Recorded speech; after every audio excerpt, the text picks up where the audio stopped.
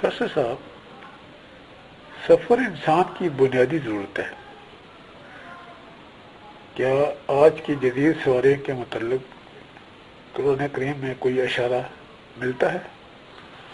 جی، 16ویں صدی تک یہ دنیا ٹھہری ٹھہری اور سہمی سہمی ہی نظر آتی ہے، جس کی وجہ بادشاہوں کا ظلم و جبر اور حکمرانوں کی خود غرضی تھی کہ یہ نہیں چاہتے تھے کہ کوئی آزادی کی زندگی گزار سکے. یہ عوام کو رعایا، مزدور اور مرید بنا کر رکھنا چاہتے تھے، جس کے لیے انسانوں کے لیے اندر 3 فریق موجود تھے جن کو قرآن نے فرعون، قارون اور حامان کہا ہے. ظلم و جبر کا وقت گزرتا گیا، جوں جوں انسانوں میں شعور بیدار ہوتا گیا، ان کے اندر آزاد زندگی گزارنے کی تڑپ بڑھتی گئی. آہستہ آہستہ لوگوں نے ایسی لیڈرشپ پیدا ہوئی کہ جو بنی انسان کو فرعون، قارون اور حامان کے شکنجوں سے آزاد کرانے کی کوشش میں لگ گئی. اس لیڈرشپ کے ہراول دستے میں سب سے پہلے حضرت موسیٰ کا نام آتا ہے، جنہوں نے بادشاہ وقت کے سامنے اعلان بغاوت کیا اور سے کہا کہ وہ بنی اسرائیل کو آزاد کر دے جس پر وہ ظلم و ستم کرتا تھا. یہ بادشاہ وقت فرعون تھا جس نے خود خدائی کا دعویٰ کر رکھا تھا اور عوام کو غلامی کی زنجیروں میں جکڑا ہوا تھا.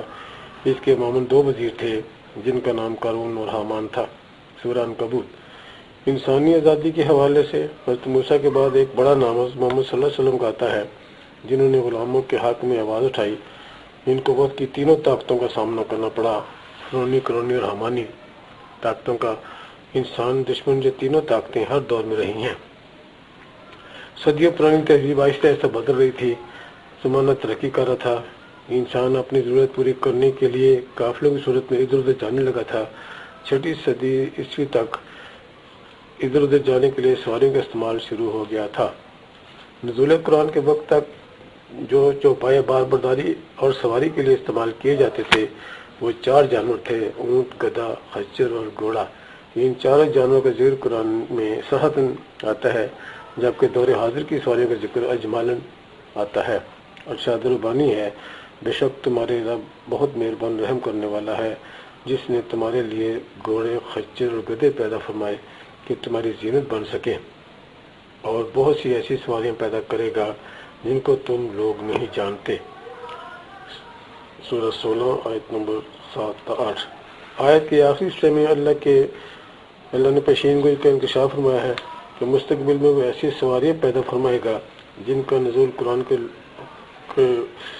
وقت لوگوں کو قطعی نہیں تھا. یہ حقیقت ہے کہ مسلمانوں نے اس پیشن گوئی کی طرف توجہ نہ دی.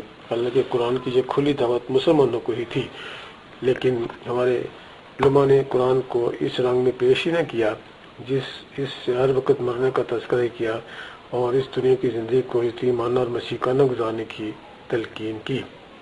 اگر زندگی کو آگے نہیں بڑھنا تھا تو انسان کو اس سے محدود اور بے بسی کی صورت میں گزارنا تھا، تو پھر اللہ کو یہ کہنے کی ضرورت کیوں اور کس لیے تھی کہ وہ مستقبل میں بہت سی ایسی سواریاں پیدا کرے گا جن کو تم لوگ یعنی اس دور کے بدو نہیں جانتے تھے.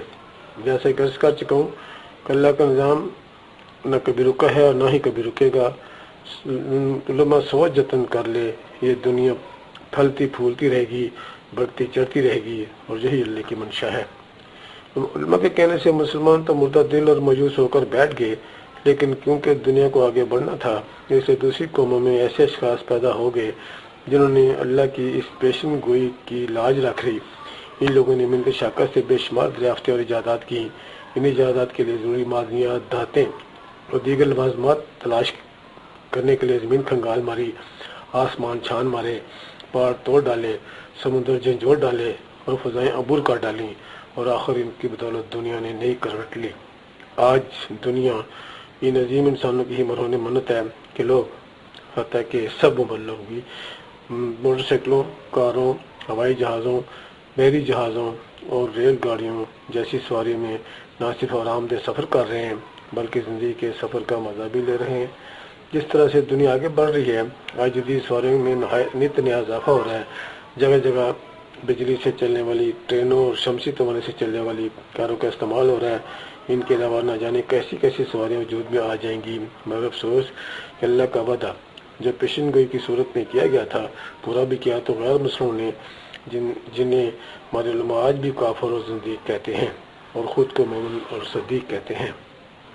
تعجب ہے کہ یہ ایسا کہنے والے خود تو کلائیں پر گھڑیاں ان کی باندھتے ہیں، کاریں گاڑیاں ان کی چلاتے ہیں، علاج معالجہ ان کی دوائیوں سے کراتے ہیں، ان کی بنی ہوئی چیزیں استعمال کرتے ہیں، دل و جگر کے میدے آپریشن ان کی مشینوں سے کرواتے ہیں، حج اور عمرے ان کے بنے ہوئے جہازوں سے کرتے ہیں، گھروں میں ایئر کنڈیشن اور ہیٹر گیزر ان کا استعمال کرتے ہیں، اعلیٰ تعلیم کے لیے اپنی اولادوں کو ان کی یونیورسٹی میں بھیجتے ہیں، اپنی تعلیم کے لیے ٹی وی اور موبائل فون ان کا استعمال کرتے ہیں، اپنی آواز کو بلند کرنے کے لاؤڈ اسپیکر ان کا استعمال کرتے ہیں، کپڑے اور اپنی دستار فضیلت ان کی مشینوں سے تیار کرواتے ہیں، انہیں عبادات کے لیے مساجد اور مدرسے ان کی مدد سے تیار کرواتے ہیں، حتیٰ کہ بیماری وقت ان کی ایمبولینس پر جاتے ہیں اور پھر بھی وہ کافر و زندیق ہیں، اس لیے ان کی بخشش نہیں، معاف کیجیے، بخشش کا سرٹیفکیٹ کسی عالم کے پاس نہیں بلکہ اللہ کے پاس ہے۔ دیکھیے سورہ بقرہ آیت 62، سورہ مائدہ آیت 69۔